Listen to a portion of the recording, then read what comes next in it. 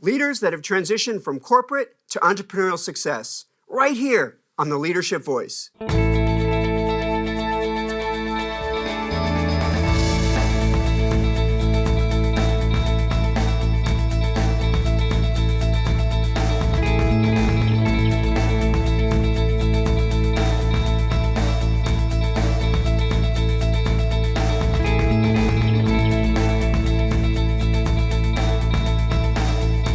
Welcome to the Leadership Voice. I'm your host, Jay Barbuto. Today's show is all about leaders transitioning from corporate life to entrepreneurial life. Joining us will be two individuals that have made this transition. Jesse Cho, co-owner and chief marketing officer for CPGI, and Dr. Lillian Lee, owner of Be Well Pharmacy. We also have a special leadership lesson being delivered by Dr. David Obsfeld. But let's kick things off with today's quote of the day. Today's quote comes from Steve Jobs, co-founder of Apple. I'm convinced that about half of what separates the successful entrepreneurs from the non-successful ones is pure perseverance. Our first guest today on the Leadership Voice is Jesse Cho, Chief Marketing Officer and co-owner of CPGI, a real estate investment firm here in Orange County. Jesse graduated from the University of California, Los Angeles, and has worked 17 years in commercial banking, and was a VP at Farmers Merchants Bank. CPGI's mission statement includes serving clients based on high integrity and professionalism while building long-term relationships. Jessie serves as the first female Asian president of Rotary Club of Garden Grove. She also serves as a board member in various community and nonprofit organizations, such as Garden Grove Community Foundation and Brea Korea Sister Association. Jessie also plays a pivotal part in supporting various community projects hosted by Korean American Chamber of Commerce of Orange County. So it is with great pleasure that we welcome to the Leadership Voice, Jesse Cho. Hi, Jesse. It's so wonderful to have you on the show. Thank you for having me. It's a great honor to be on this beautiful campus and to be interviewed. I really appreciate it. It's great to have you. So maybe we could start things off. You could share a little bit about your career journey and why you ended up deciding to start your own company or be involved in as an entrepreneur. Yes, so I graduated from UCLA, not quite knowing where I want to go. And then I landed this job at a bank. And they said it's called loan officer trainee. Had no idea what that meant. I thought bank just had deposits and it's just where they keep the money. But I learned quite a bit through the commercial lending industry, learning about different businesses, small to large, and underwriting, and moving on to business development, relationship manager, and last landed as a VP at Farmers and Merchants Bank. And I had a great career, and then a transition happened. And so what made you want to go into the entrepreneurial world? So being in the corporate setting really made me feel important and great, and the stability was wonderful. But something always felt empty in my heart because I wanted to reach out to the community and be introduced to more people, because my passion is community service and being with the like-minded people. And being in a corporate setting, you have a specific goal that as a corporate, you have to be driven to achieve that. But it wasn't specifically my goal. So I felt, I needed to do more. I only have a few decades left before I retire. So I wanted to challenge myself to becoming an entrepreneur so I can create my own mission to achieve and get to know more people that are like-minded. So for you, it's a lot of your choice is about being able to really fulfill greater purpose. So tell us a little bit more about CPGI and how it might be different from other companies in the industry. So CPGI is a specialized real estate company. We do both commercial and residential. large to small. For example, we've relocated Kia Garden Grove to just recently closed a small condo next to the beach in San Diego. So we basically build relationships with our clients and pretty much go anywhere they would like us to go to make sure that the deals are made and closed successfully. But I think what specializes us and sets us apart is that we definitely do life together. We strive for that long-term relationship, and we'll be friends at the end of the journey. Go to their family events, and we really focus on what is that you need to thrive and succeed in life. And it's not just transactional. It's about doing life together. And I know that in previous conversations you mentioned that sometimes it might make sense financially, but you don't want to work with some people that your company actually is looking for. When you say long term, you're serious about wanting to work with people and wanting to be part of other people's dreams. Absolutely. And, we believe that not everyone works well together. So we'll work on some deals together and understand that we're on the same page and same passion and same life goals. And, it's all about family. So once we have that synergy, then we make sure that our synergy is strengthened and that we benefit from each other on making their business goals successful. And we are there step by step and really care. We really care about what you do.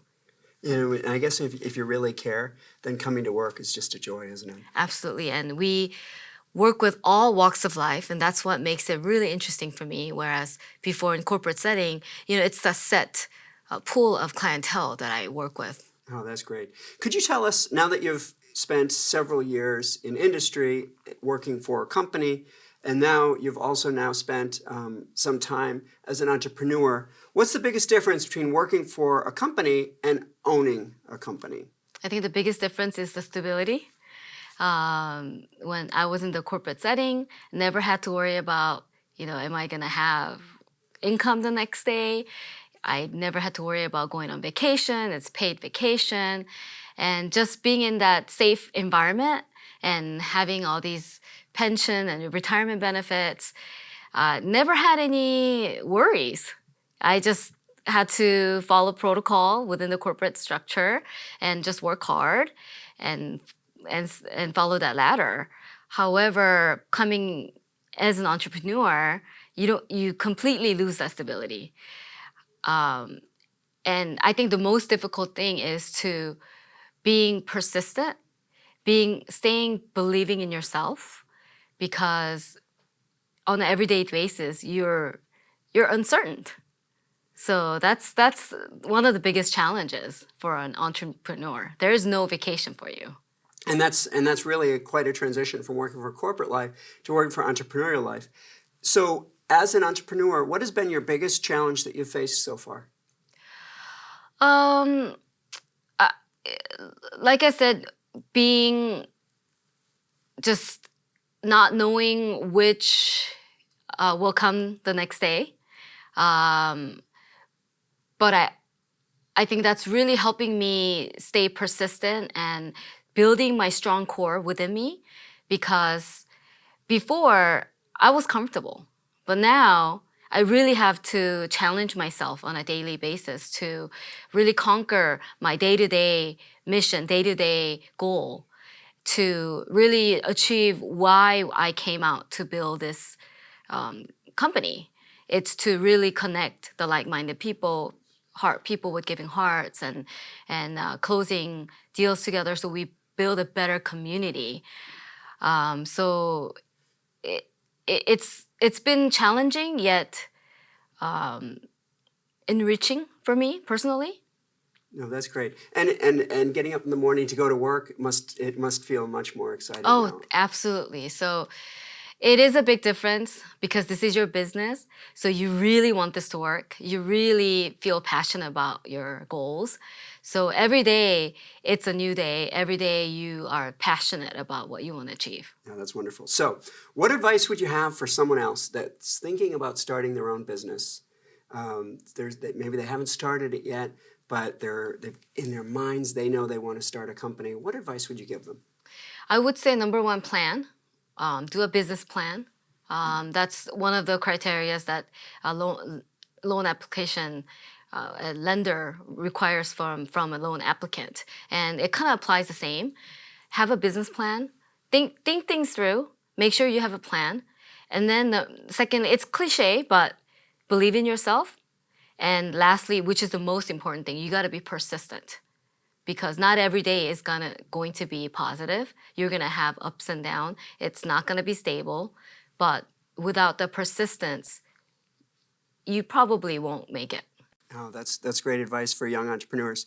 Jesse, I want to thank you for being on the show, and we're going to do some Q&A here in just a little while. We'll have you and our other guest, Lillian, on the show together. We'll take questions from the audience. So please stick around. Thank you so much for being on the show. Thank you for having me. It's now time for a featured segment of the Leadership Voice. It's today's Did You Know? Today's Did You Know comes from the Small Business Association. It's often said that more than half of new businesses fail during the first year.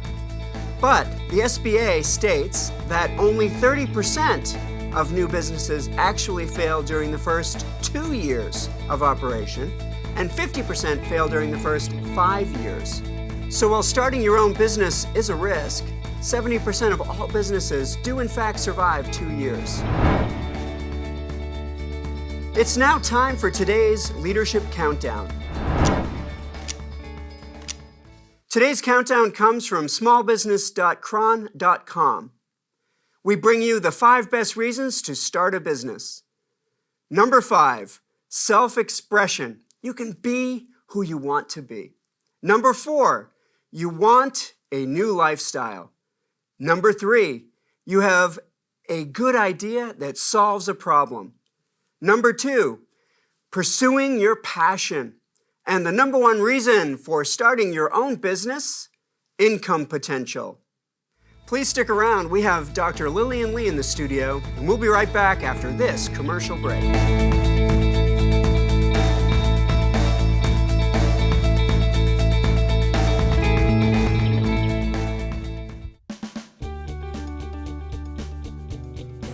Well, we found here at Honda Center and the Anaheim Ducks that the Center for Leadership brings expertise in doing research, in doing training. The faculty that has come and given the training to our employees does all the research themselves. They're not pulling this information off the shelf. They're out there researching themselves, talking from firsthand experience, and it brings such a level of competency that we, again, don't find from other trainers that are on the market. Well, simply put, is what really differentiates and distinguishes Fullerton and the Center for Leadership really is your expertise. You guys are able to create customized content for our business based on true research. The faculty from Cal State Fullerton, obviously they're professors of their field. They have deep knowledge and research, but also, aside from the theory, they really bring in some practical examples, and they bring in a lot of interactive activities. The Bringing Learning to Work initiative is our way of meeting the needs of Orange County businesses and communities. When our clients ask the Center for Leadership to come to bring learning to work, the clients know that they're getting cutting-edge information, the latest thinking in the field, but they're also getting world-class training. Welcome back to the Leadership Voice. Our next guest is Dr. Lillian Lee, owner of Be Well Pharmacy, which she founded in 2016 in Fullerton, California. After spending 8 years as a pharmacist for CVS Health, she earned her Doctor of Pharmacy from the University of the Pacific. Her new venture, Be Well Pharmacy, currently operates as a combo pharmacy. They provide services as a retail pharmacy to the general public, but also to long-term care facilities such as assisted living and congregate living facilities. She has a passion to make a positive impact, not just in the workplace, but in the daily lives of people. Please welcome Dr. Lillian Lee. Dr. Lee, it's such a pleasure to have you on today's show. It's a pleasure to be here. That's great. Could you share with us a little bit about your journey after going to pharmacy school and working at CVS and eventually starting your own company?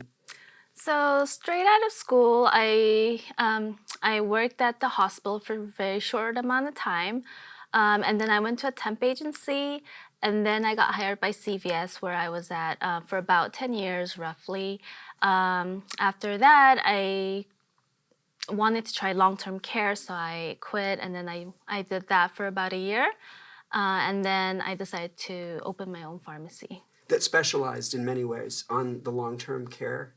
Yes, I wanted to do like a combo pharmacy where I'm doing both retail but my primary focus is on the facilities, and I wanted to make it like a community-based pharmacy.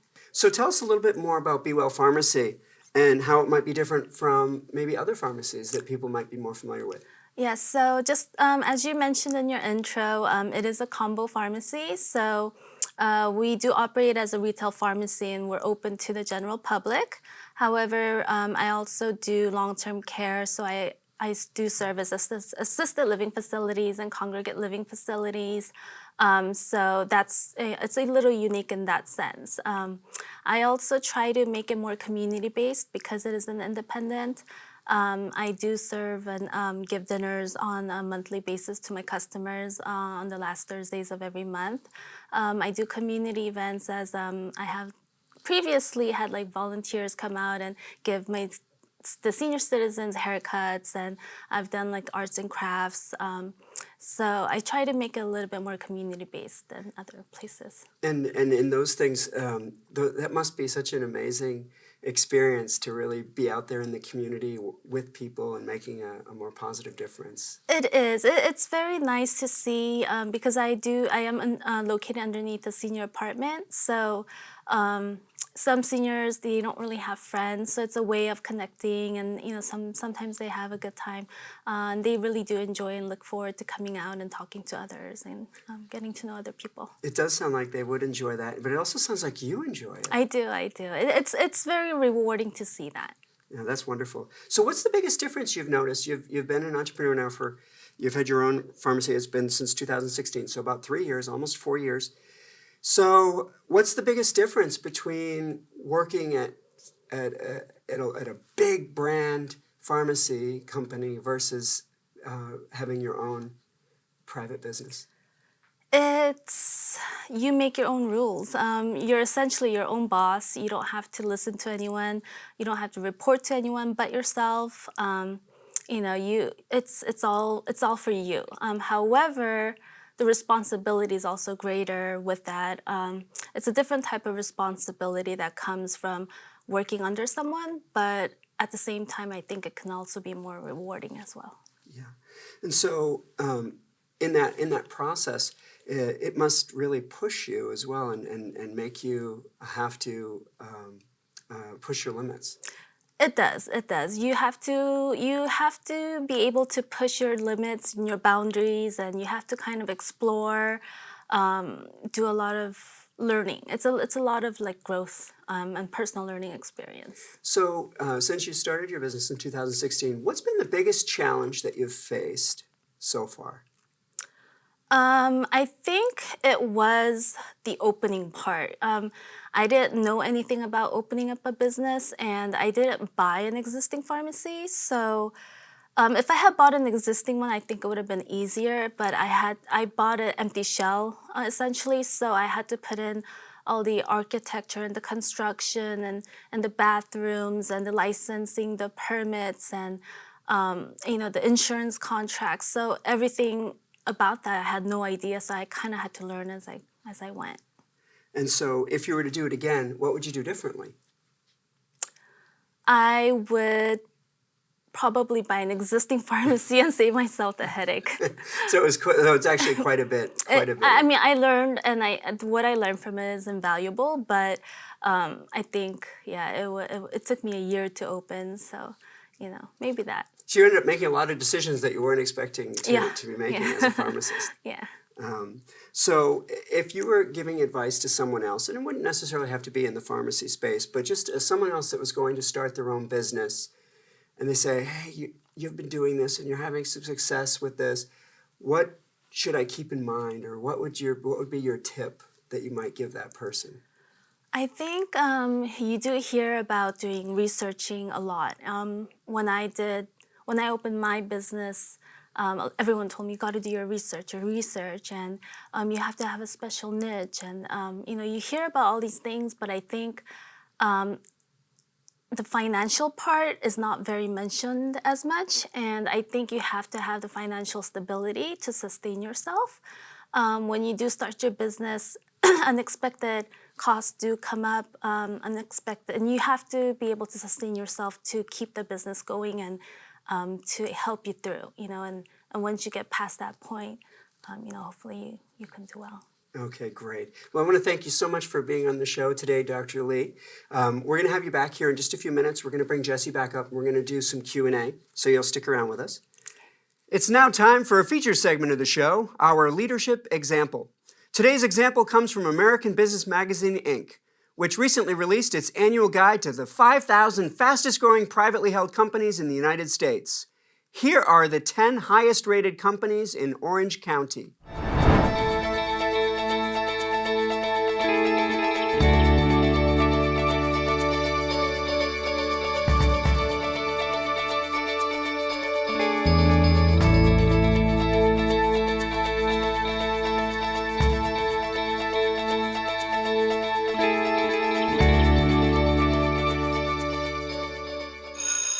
Well, it's time for today's leadership lesson. Today's lesson is being delivered by Dr. David Obsfeld. So let's take 3 minutes to learn about becoming an entrepreneur after a corporate career. Hi, I'm David Obsfeld, and here is today's leadership lesson. I want to explore a particular question today. Assume you are a senior manager, perhaps an executive with some responsibility and considerable accomplishment. Imagine you manage a portfolio of ongoing activities and perhaps a sizable staff, either directly or through several levels of middle managers. The particular question I want to address: when might it be time to leave such a position of responsibility, start your own venture? A venture, assume, is any kind of startup, for profit, a not-for-profit, or even to leave to join another organization for an interesting opportunity. Is it time? I'd like to start by answering that question with another question. What's your project? What's the project that will make the change worthwhile? Not because it is a sure thing, but because of the learning and meaning it will create for you and others, and the potential for new opportunities that it will unleash downstream.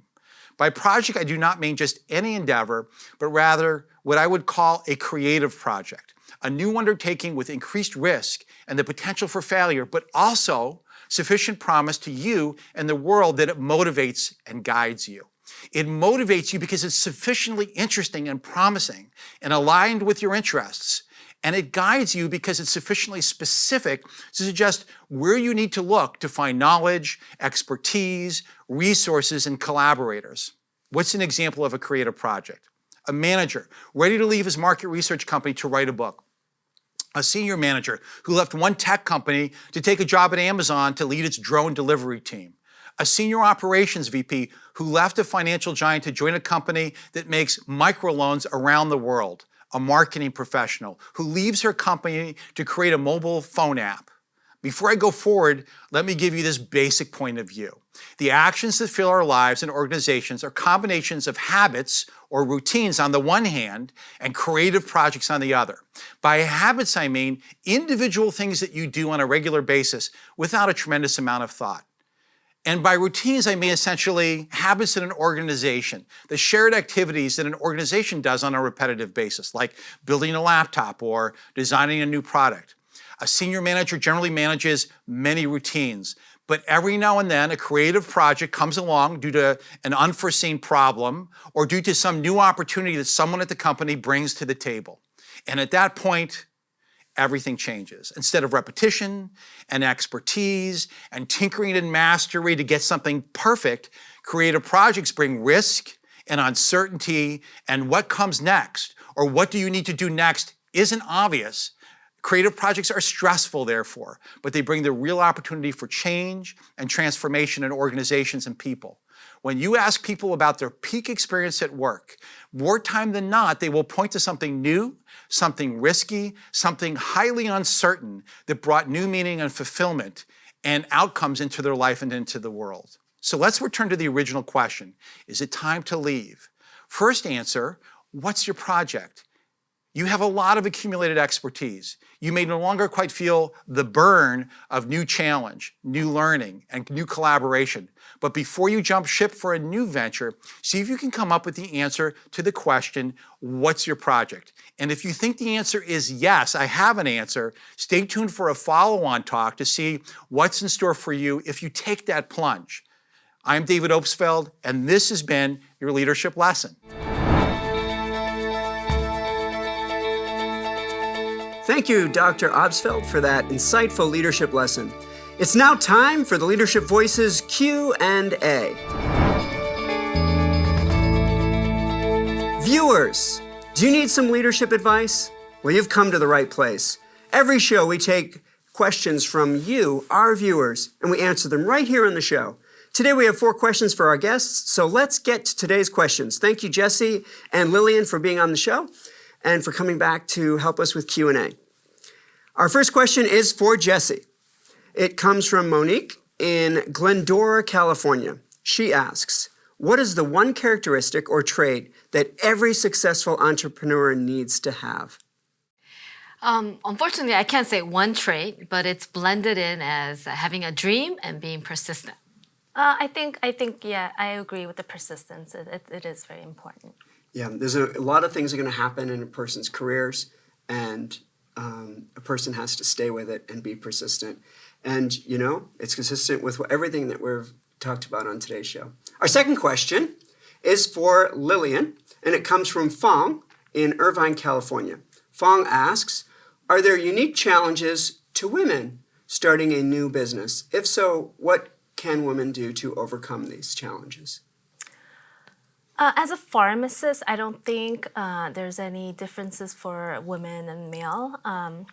Pharmacy schools, it's more majority females than they are males. And unless maybe if I was up in the corporate ladder of CVS, my answer might be a little bit different because I know that there are researches that say that men get higher salary or more likely to get promotions. But as a pharmacist, I don't think there's, I think ultimately if you work hard and you work diligently and you do well, then you will be rewarded. So in your industry, there aren't specific unique challenges, really? Not specific to male or female, to Okay. at least. What about you, Jesse, in the financial industry? There is a huge challenge. It is a male-dominated industry, and sometimes they don't even want to talk to you, give it a time of day. So you just have to know what you're doing, and sometimes maybe hire a male guy to represent you and just to get through that barrier, and then show them what you got. So sometimes the key is to get that door open. Yes. Okay, so our third question is back to Jesse, and it comes from Sian in Hawaiian Gardens, California. If your current business fell through, would you go back to corporate or would you start another business? So my answer to that would be there is no failure because that's not in my dictionary. However, if I tried my best in every power and have done everything and realized that I'm not the entrepreneur type, then yes, I would consider going back to the corporate world only because then that means I'm better off in a safer, stable corporate structure. Okay. What about you, Lily? I think my answer is similar. If it didn't work out, then I think I would seek the stability of being under a corporate ladder. So do you think having such success, because both of you had very successful corporate careers, does that provide a little bit of a safety net when you do venture into an entrepreneurial environment, knowing you could always go back? For me, yes, I think, and that was one of the reasons why I was able to start my own business was the fact that even if it didn't do well, I have something else to fall back on. And I agree with Lillian on that. And I think it's different, especially when you have a family and dependents. I have 2 young children. So you do have to think about, what you have to do if something doesn't go right. So that's definitely a safety net. Terrific. So our fourth question is back to Lillian, and it comes from Sue in Fallbrook, California. And her question is this. They say that people don't succeed on their own. Could you talk about your biggest mentor and the role he or she played in your success? Well, it is true that you can't succeed on your own. However, I didn't have a mentor because I didn't know anyone that went through what I did. However, with internet nowadays, there are plenty of resources and there's always someone that's willing to help you. So I think you have to utilize whatever you can to reach out and ask questions. And, again, there are plenty of people that are kind enough to give you a lending ear. Yeah, and so if you don't have a mentor, doing the research, like you said earlier in the show, can be a real big difference maker. Right, and it's just baby steps. You just figure out, okay, what is the first thing I need to do, and who can I reach out to give me an answer or help me, and then you just take one step at a time and you just chug through. Okay, mentorship. Jesse. For me, my passion is actually to find inspirational quotes, inspirational people, and one of the biggest advantages and the rewards that I have in serving the nonprofit organization is that I do find many different people from all walks of life being an inspiration to me. So I can't say it's one specific mentor, but I'm always thirsty for that mentor, that person. Or sometimes I go through YouTube, inspirational quotes. So to me, every day and everyone in my life is a mentor to me. That's great, and seeking that inspiration and seeking that the missing link or that missing bit of information. It sounds like you both have that curiosity that keeps you pushing you to always discover and learn new things. Yes, I agree. Yeah. So I want to thank you both for being on the show and helping us with the panel discussion here and answering our questions from the audience. It's been wonderful having you both on board with us here on this episode. Thank you. Thank you so much. This has been the Leadership Voices Q&A. Thank you to Jesse and Lillian for helping us with today's questions. If you have a question or need advice, send us your questions here to the Leadership Voice by email, leadershipvoice@fullerton.edu, or by Twitter @CSUF_leadership. Well, I think that's all the time we have for today's show. Today we talked to two business leaders that gave up successful corporate careers to dive into the world of entrepreneurship. Thank you to Jesse Cho and Dr. Lillian Lee for joining us on today's show. Special thank you also to Professor David Obsfeld for delivering today's leadership lesson. Join us each episode of the Leadership Voice for new leadership themes to guide and give you business leaders perspective.